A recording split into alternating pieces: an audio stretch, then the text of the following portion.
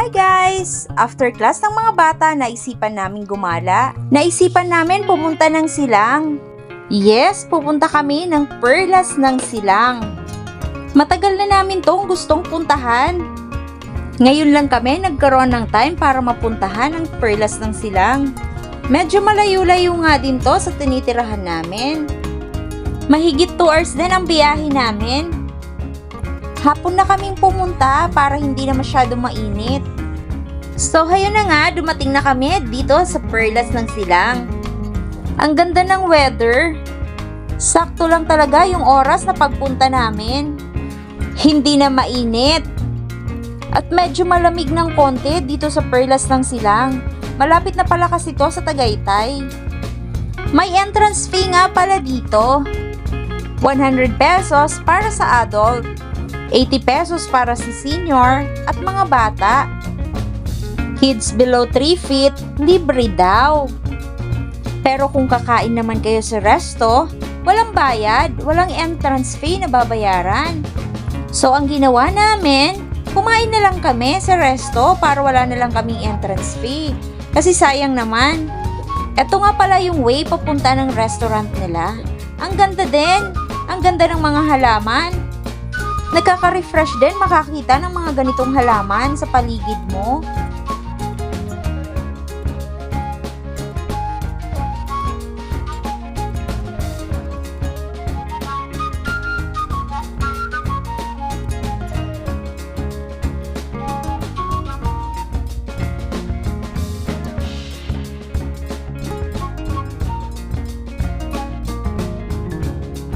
Tuwang-tuwa si Kitkit at si Ali.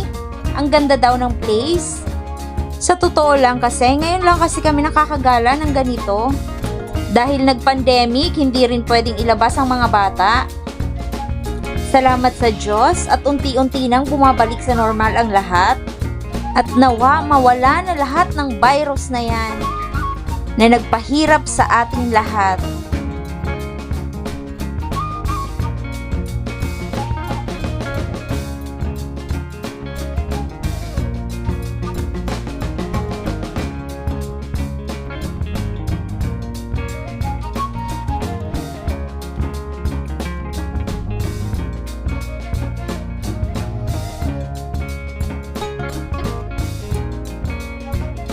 Yung pagkain pala nila sa resto is Thai food. Medyo pricey nga lang ang food and drinks nila dito. Yung broad coffee nila is 120. Nag-order lang muna kami.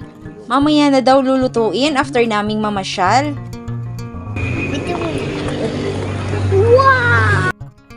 Tuwang-tuwa ang dalawang bata. Ang dami kasing bulaklak na makikita. Ang ganda, ang kukulay, nakakatuwa, nakakataba ng mata. Naalala ko lang nung nagpunta ako ng Dubai, sa Miracle Garden. Ang ganda din doon. Etong dalawang to, grabe. Bawat place na makita nilang maganda, gusto nilang magpa-picture.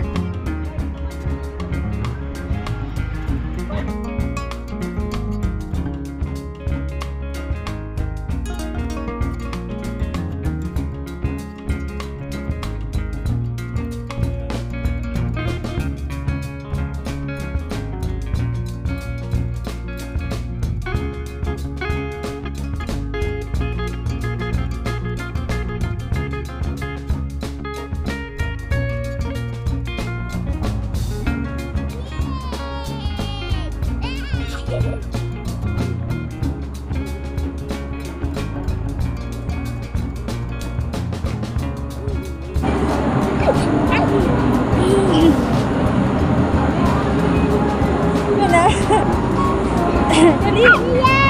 Hindi ka na! Video mo na dyan! Dali na! Gat mo na picture tayo.